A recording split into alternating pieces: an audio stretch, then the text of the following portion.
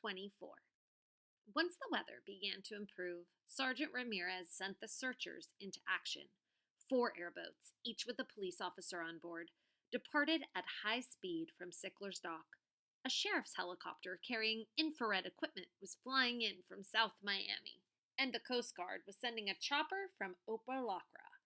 Meanwhile, Raven Stark had locked herself in Derek Badger's motor coach in order to hide from a throng of news reporters who'd learned that the famed survivalist was missing in the Everglades.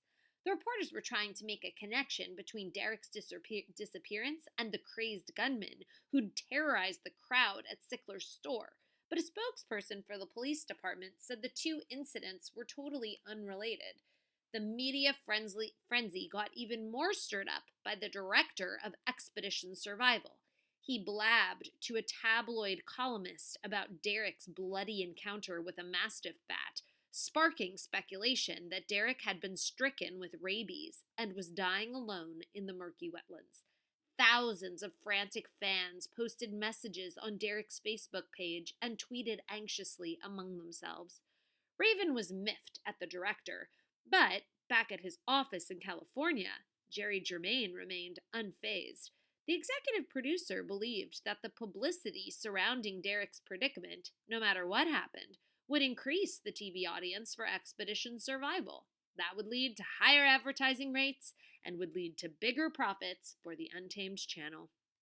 In a semi-tragic event that Derek indeed perished from rabies or some other tropical disease, Jerry Germain was preparing to broadcast a 2-hour tribute with highlight reels. The ratings would be epic from coast to coast. "Let's release a statement to the media," said Raven, "saying we're confident that Derek, being such a skilled outdoorsman, is alive and well." "Not so fast," Jerry Germain cautioned. "It isn't such a terrible thing to have the whole world worrying about him. Remember those trapped miners down in Chile?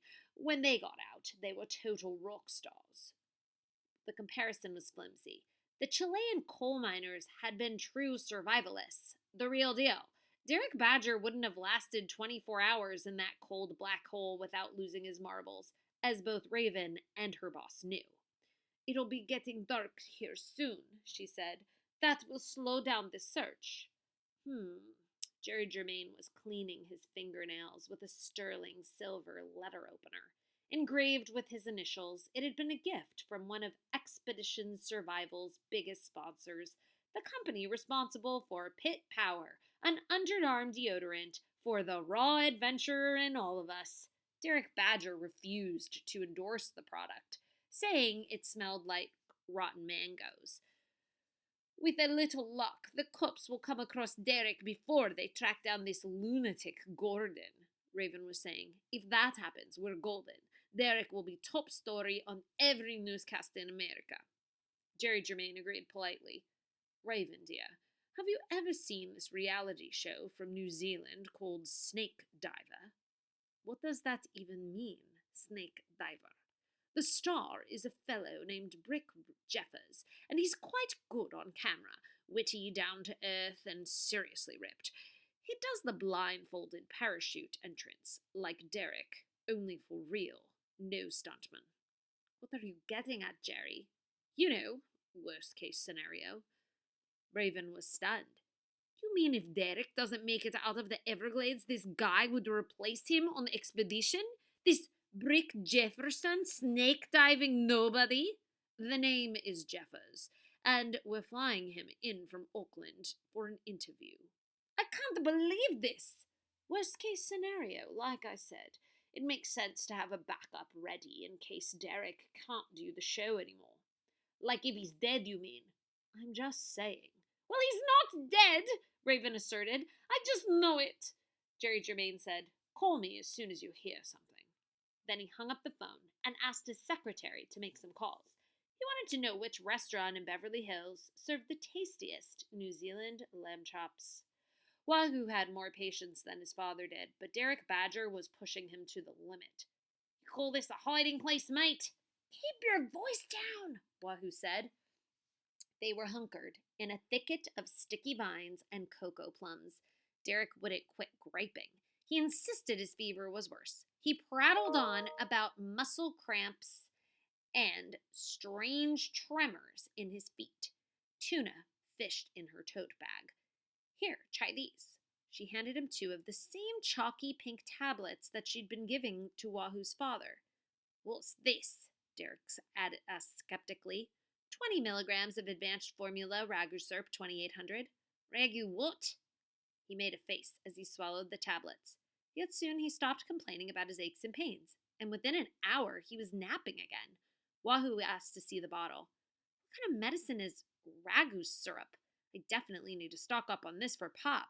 Tuna laughed. It's not medicine, Lance. It's just a sugar pill. What? Seriously, I made up the name myself. It's pure sugar, spelled backward, she explained. I even printed up a label for the bottle.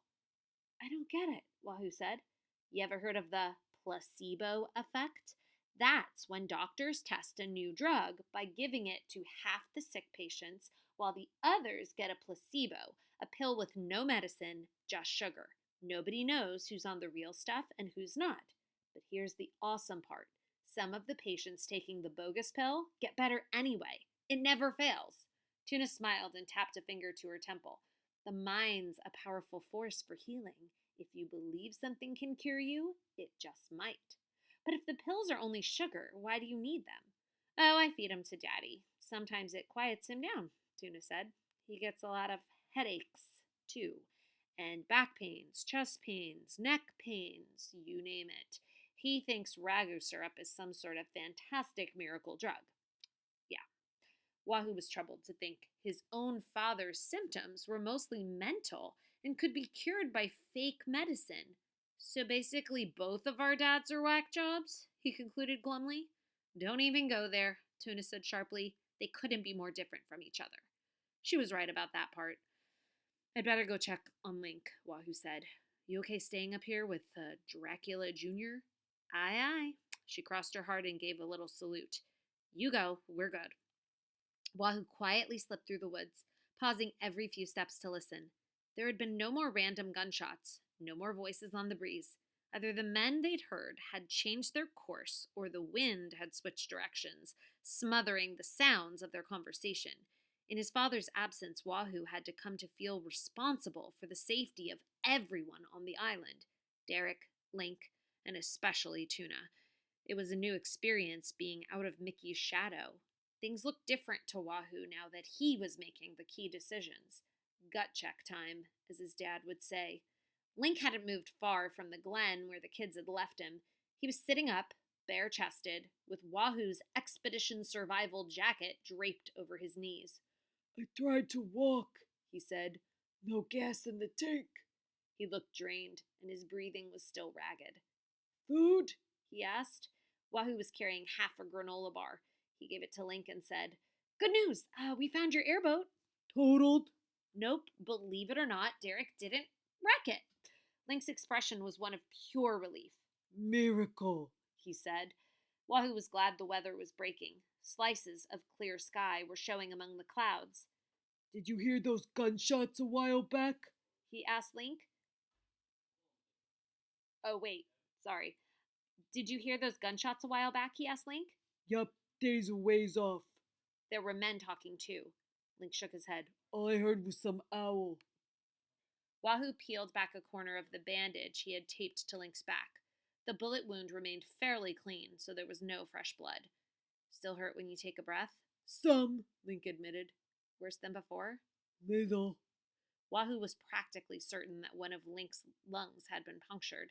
It was shocking that a little piece of lead could put down such an ox of a man. Hang in there, Wahoo told him. We'll get you to a hospital. How far's my boat? It's a hike. Just stay here and chill. Link took a shallow gulp of air. What about the dude that shot me? The girl's old man. The police will catch him for sure. He'll be in jail soon.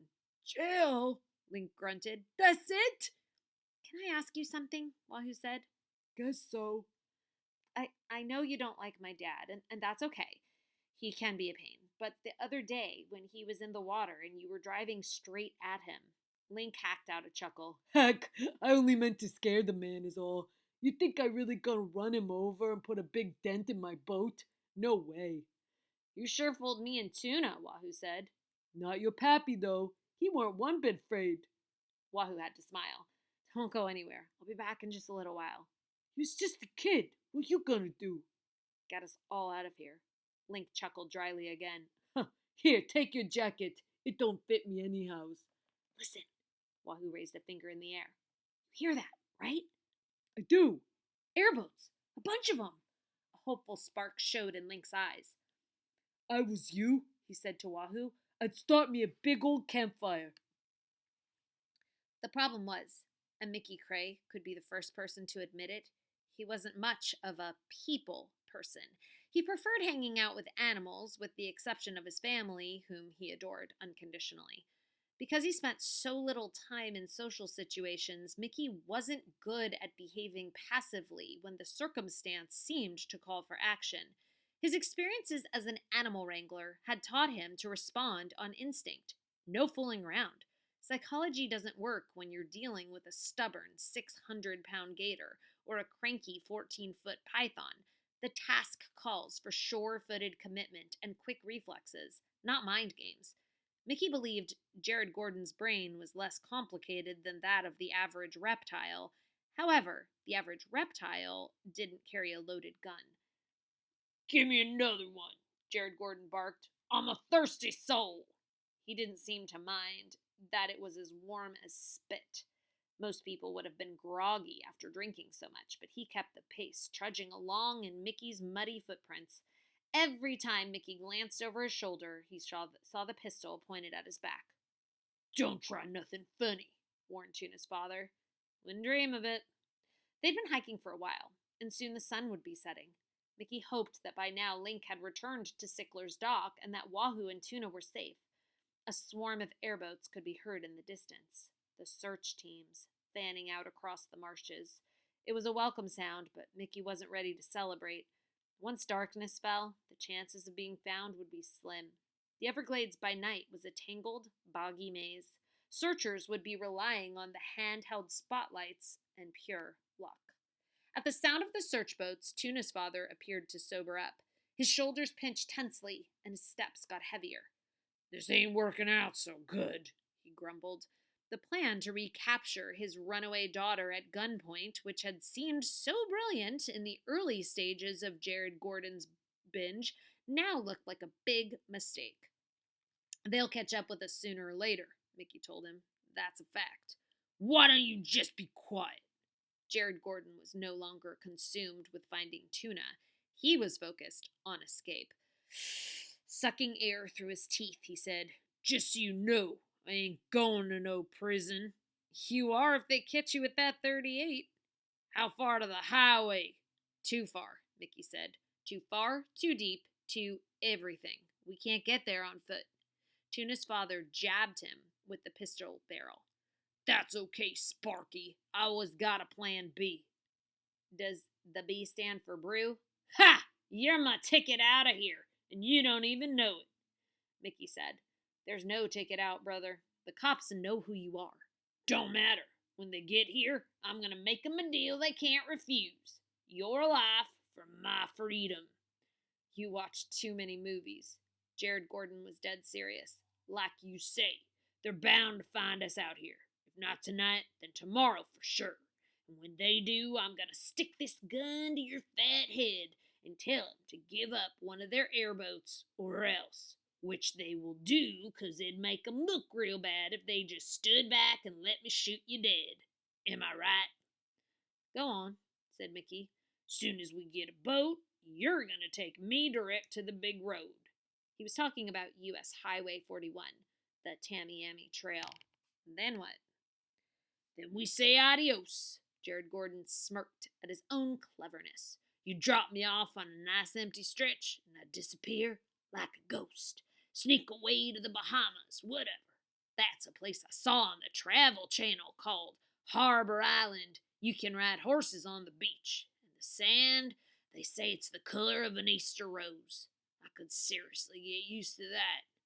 What about your daughter? Oh, I'll come back and deal with her later. She's the cause of all this trouble. Mickey had no intention of letting Jared Gordon get away, but he played along. he said. We should stop and make a fire. They'll find us quicker that way. Fine by me, Sparky. Not far ahead was a patch of hardwood trees that promised higher ground. When they got there, Mickey started searching for dry tinder.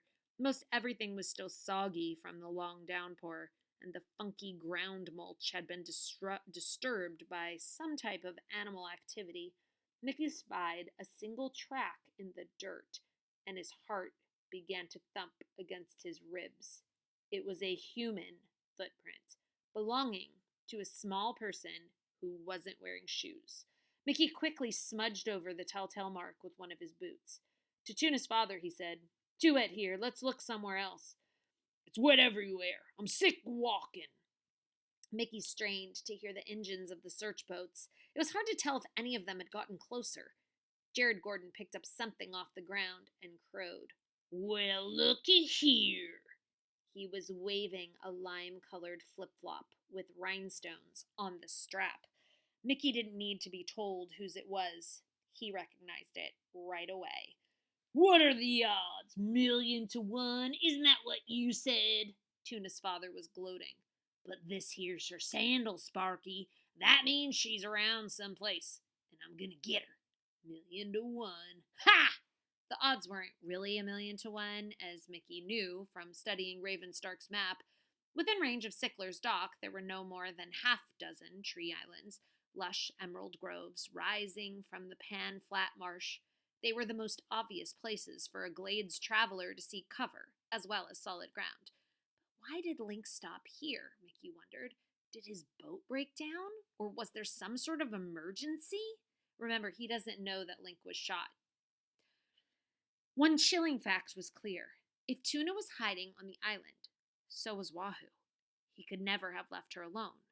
For Mickey, the stakes couldn't possibly get any higher. The kids were nearby. It was time to do something. "Let's go find your girl," he said to Tuna's dad, and headed the opposite direction of where the small footprint had pointed. Jared Gordon came up from behind him, and he slapped the top of his head with Tuna's flip-flop. "Hey, you think I'm stupid or what? I got you figured out." Mickey balled his right fist. One solid punch to the jaw would knock the guy cold. He wouldn't have time to pull the trigger. "I know what you're up to," Jared Gordon went on. "You want to take me down, huh? You want to be a hero?" Mickey shifted his balance. "I'm no hero. What are you talking about? Do I look like a hero?" "Get your paws in the air." "Why?" "You got 3 seconds. "That'll work," Mickey said. He wheeled around, swinging hard, but the punch never